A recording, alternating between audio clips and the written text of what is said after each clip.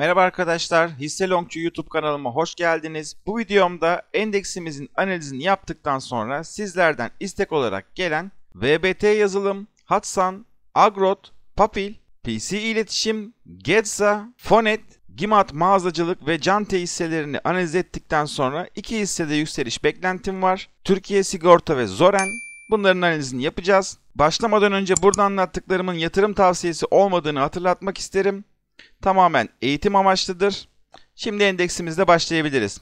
Evet, endeksimizde geçtiğimiz hafta 8960 seviyesine kadar bir geri çekilme, oradan desteğini alıp tekrar yukarı yükseldiğini gördük arkadaşlar. Aynı zamanda bu seviye günlük Kaufman hareketli ortalamamızdı ve günlük Kaufman hareketli ortalamamızın üzerinde kapanışını yapmasıyla birlikte 14 Şubat tarihinde tekrar yukarı doğru bir yönelim gördük. Şu anda takip etmemiz gereken seviye yine günlük Kaufman hareketli ortalamamız şu anda 9083 seviyesinde. Bu seviyenin altında 2 günlük bir düşüşle kapanış görürsek stop olmakta fayda olduğunu düşünüyorum arkadaşlar.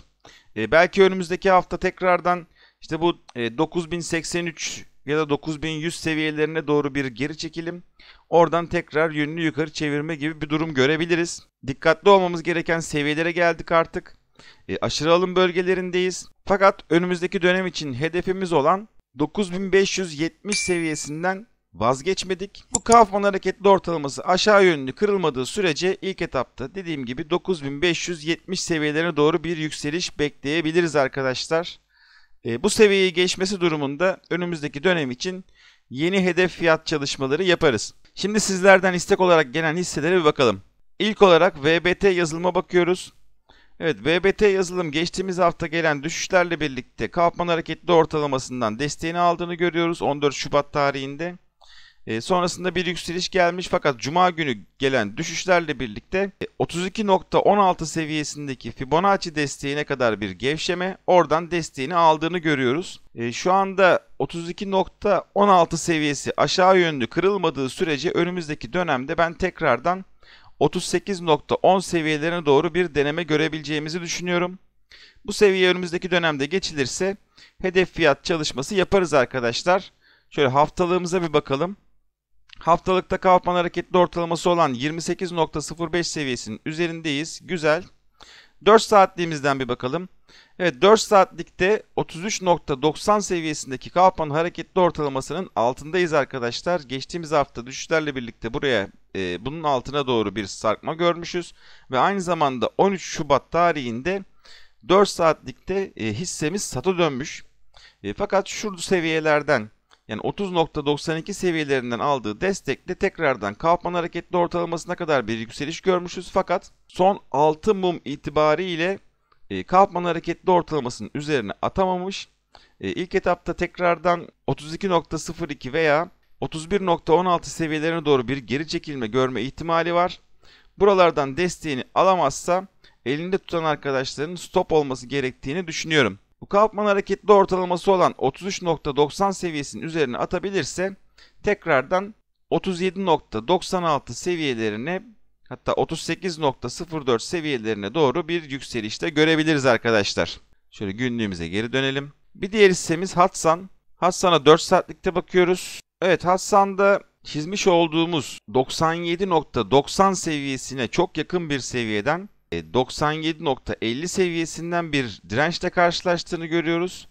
Ve oradan yönünü aşağıya çevirmiş durumda. Son 4 saatlik kapanışla birlikte Kaufman hareketli ortalaması olan 86.16 seviyesinin de altında kalmış.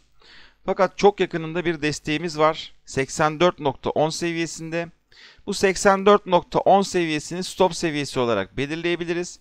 Bu seviyenin altında 2-4 saatlik kapanış yaparsa düşüşle birlikte stop olmakta fayda olduğunu düşünüyorum. Belki buralardan daha önce destek aldığını görüyoruz. 78.80 seviyesine kadar bir düşüş olabilir. Buradan destek alabilir.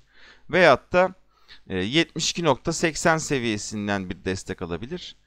Kaufman hareketli ortalaması olan 86.16 seviyesinin üzerine atabilirse tekrardan önümüzdeki dönemde şu dirençle karşılaştığı 97.50 seviyesine doğru bir hareket görebiliriz. Bu seviyeyi aşabilirse eğer önümüzdeki dönem için hedef fiyat çalışmaları yaparız arkadaşlar. Günlüğümüze geri dönelim. Evet, şu anda günlükte Kaufman hareketli ortalaması olan 84.82 seviyesine kadar geri çekildiğini görüyoruz. Buradan destek alma ihtimali var arkadaşlar. Bu seviyeyi takip edelim. Bir diğer hissemiz Agrot. Agrot'a da şöyle 4 saatlikte bakalım. Evet, Agrot hissesinde bir regresyon kanalı var. Bu regresyon kanalı içerisinde fiyatımız yükselişine devam ediyor. Şu anda son kapanış itibariyle 44.71 seviyesindeki Kaufman hareketli ortalamasının altına sarktığını görüyoruz. Düşüşün devamı durumunda ve aynı zamanda 42.60 seviyesindeki Fibonacci desteğimizin de aşağı yönlü kırılması durumunda stop olmakta fayda olduğunu düşünüyorum. Böyle bir durumda 35.46 seviyesine doğru bir düşüş görebiliriz.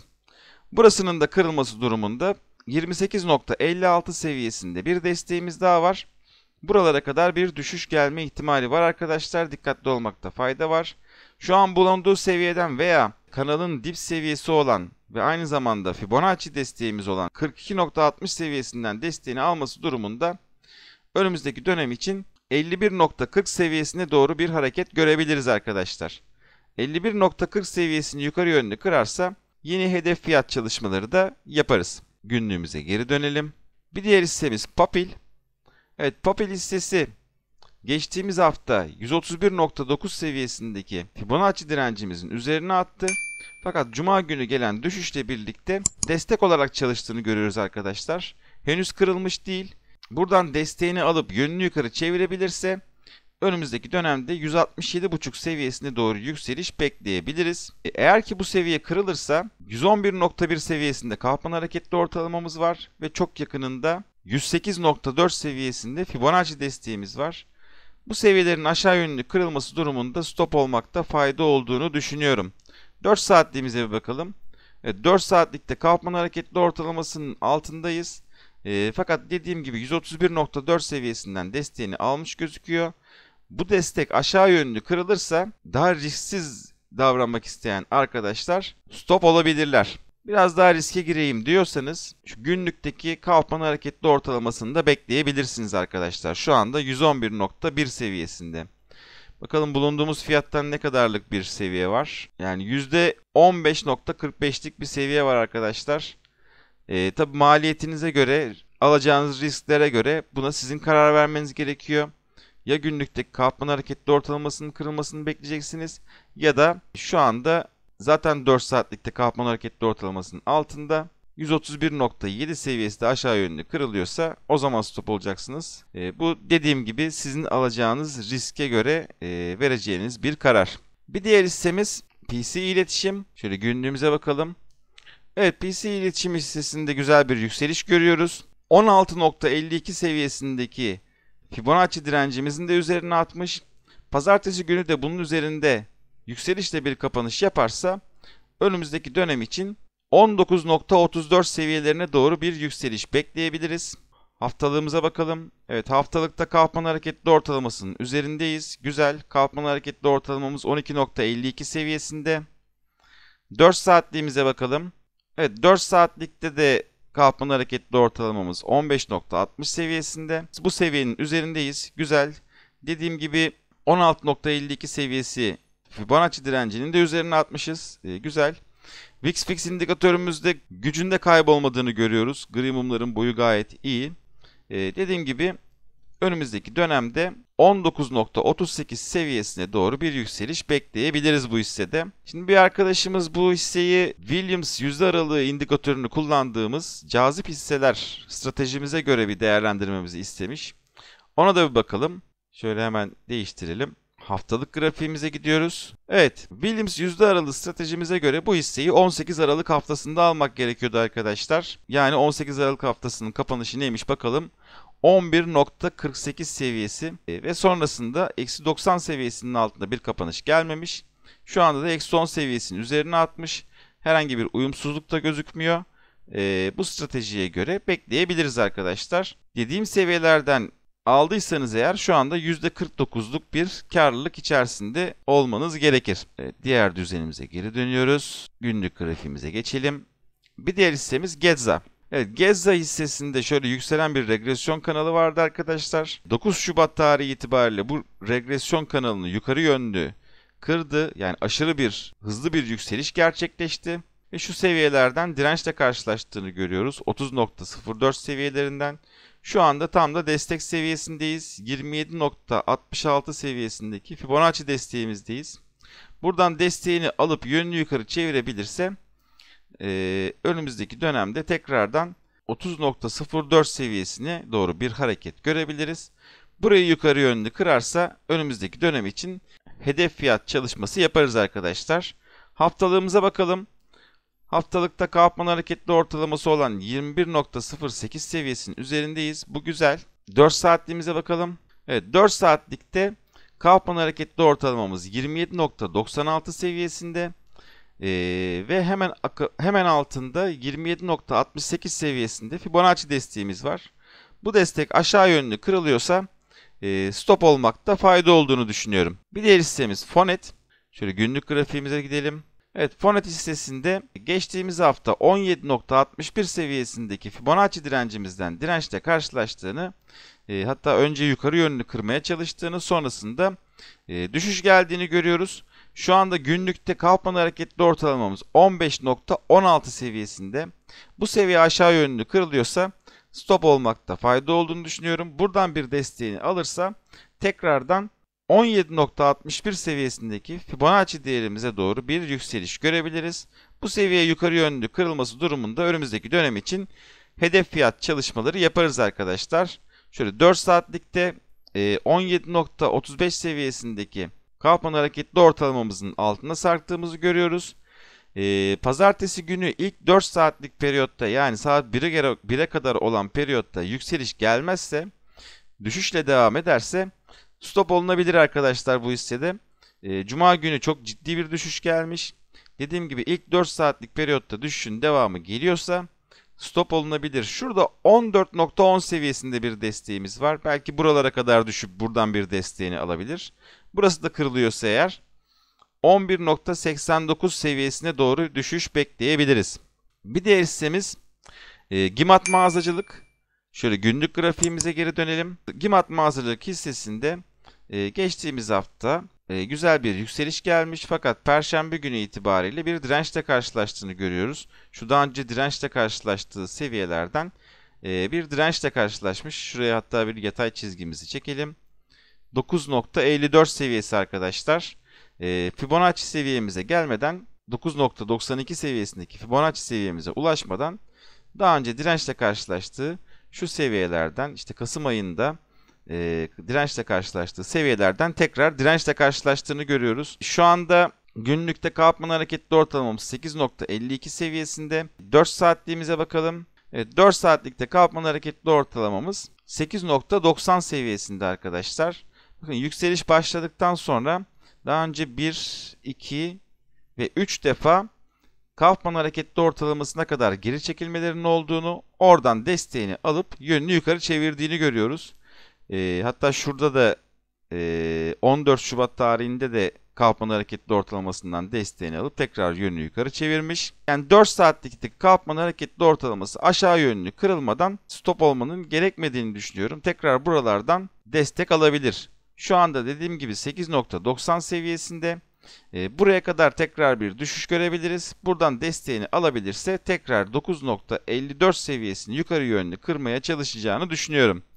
Eğer ki 8.90 seviyesi aşağı yönlü kırılırsa bu sefer de 8.42 seviyesine doğru düşüş görebiliriz arkadaşlar. 8.90 Kaufman hareketli ortalamasının aşağı yönlü kırılması durumunda stop olunması gerektiğini düşünüyorum. Bir diğer hissemiz Cante. Şöyle günlük grafiğimize geçelim. Evet, Cante hissesinde Alfa Trend indikatörümüzün 26 Ocak tarihinde ala döndüğünü görüyoruz ve akabinde yükseliş gelmiş. Sonrasında 13 Şubat tarihinde Kaufman hareketli ortalamasına kadar bir geri çekilmiş. Hatta 14 Şubat tarihinde Kaufman hareketli ortalamasının altına da sarkmış ve oradan desteğini alıp tekrar yönünü yukarı çevirmiş. Şu anda hareket güzel gözüküyor arkadaşlar. Dirençle karşılaştığı seviyenin de üzerinde kapatmış. Dolayısıyla önümüzdeki dönem için ilk etapta 21.96 seviyesine doğru bir yükseliş görebiliriz. Fakat burada VIX Fix indikatörümüzde hareketin güçsüzleştiğini görüyoruz. Tekrar bir Kaufman hareketli ortalaması olan 18.71 seviyesine doğru da bir geri çekilme görebiliriz. Oradan desteğini alıp belki önümüzdeki dönemde 21.96 seviyesine çıkar.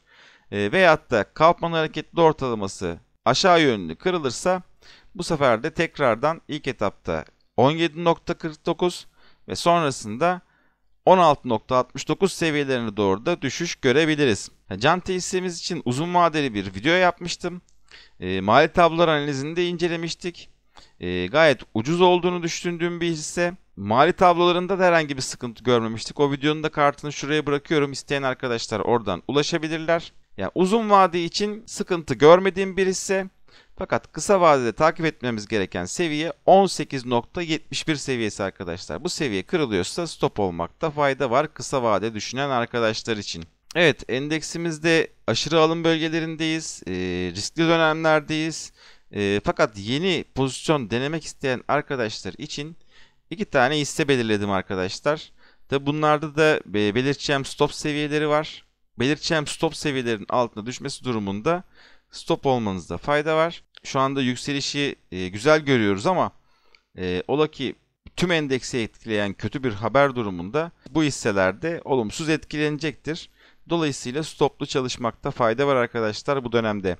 Şimdi Türkiye Sigorta hissesiyle başlıyorum. Evet, Türkiye Sigorta hissesi geçtiğimiz hafta 52.25 seviyesindeki Fibonacci direncini yukarı yönlü kırdığını görüyoruz. İlk gün yukarı bir mum, sonrasında bir düşüş mumu, arkasından Cuma günü tekrar bir yükseliş mumu.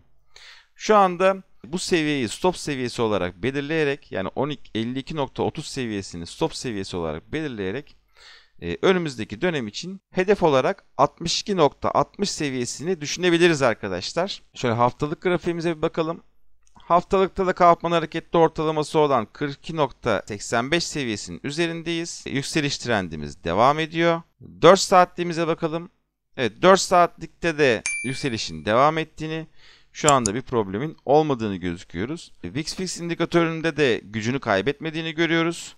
Yani şu an için önümüzdeki dönemde hedef fiyat olarak verdiğim 62.50 seviyesine doğru gitmesinde herhangi bir problem gözükmüyor arkadaşlar. Tabi tekrar söylediğim gibi tüm endeksi etkileyen bir durum olması durumunda bu hisselerde büyük ihtimalle etkilenecektir. Dolayısıyla 52.30 seviyesi stop seviyesi olarak belirlenip bir pozisyon denenebileceğini düşünüyorum. 4 saatlikte de Kaufman hareketli ortalamamız dediğim gibi 52.30 seviyesinde. Bu seviyenin altında 4 saat 2 düşüş mumuyla kalıyorsa stop olmakta fayda var arkadaşlar. Günlüğe geri dönelim. Evet, son olarak Zoran hissesine bakıyoruz. Zoran hissesinde de 5.47 seviyesindeki Fibonacci direncimizi Cuma günü itibariyle kırdığımızı görüyoruz. Cuma günü tavan yapmış arkadaşlar, hisse gayet güzel. Şimdi eğer ki pazartesi günü yükselişin devamı geliyorsa önümüzdeki dönemde 6.89 seviyesini hedef fiyat olarak düşünebiliriz arkadaşlar. Pazartesi günü bir düşüşün gelmesi durumunda 5.47 seviyemiz destek seviyemiz. Bu seviyenin üzerinde kaldığı sürece önümüzdeki dönemde dediğim gibi 6.89 seviyesine doğru yükseliş beklerim. Burada da belirlememiz gereken stop seviyesi arkadaşlar 5.47 seviyesi. Bu seviye aşağı yönlü kırılıyorsa stop olmakta fayda olduğunu düşünüyorum. 4 saatliğimize bakalım. 4 saatlikte Kaufman hareketli ortalamamız 5.24 seviyesinde. 5.47 seviyesi stop seviyesi dedik ama bu seviyeyi de belirleyebiliriz. 5.24 seviyesi aşağı yönlü kırılıp altında 2-4 saatlik düşüş mumuyla kapanış yapıyorsa stop olmakta fayda olduğunu düşünüyorum. Haftalığımıza bakalım. Evet, haftalıkta geçtiğimiz hafta itibariyle 5.25 seviyesindeki Kaufman hareketli ortalamasının üzerinde kapatmış. Gayet güzel arkadaşlar. Bakın daha önce 26 Haziran haftasında Kaufman hareketli ortalamasının üzerine attıktan sonra zirvesine kadar baktığımızda %102'lik bir yükseliş yaşamışız Zoran hissesinde. Şu an bir önceki zirvesine bakalım ne kadarlık bir mesafe var. %17.82'lik bir mesafe var. Bakalım bu seviyeyi de geçerse önümüzdeki dönemde yeni hedef fiyat çalışmaları yaparız arkadaşlar. Bu videomda aktaracaklarım bu kadar. Kanalıma abone olup bildirimleri açmayı unutmayın lütfen. Görüşmek dileğiyle.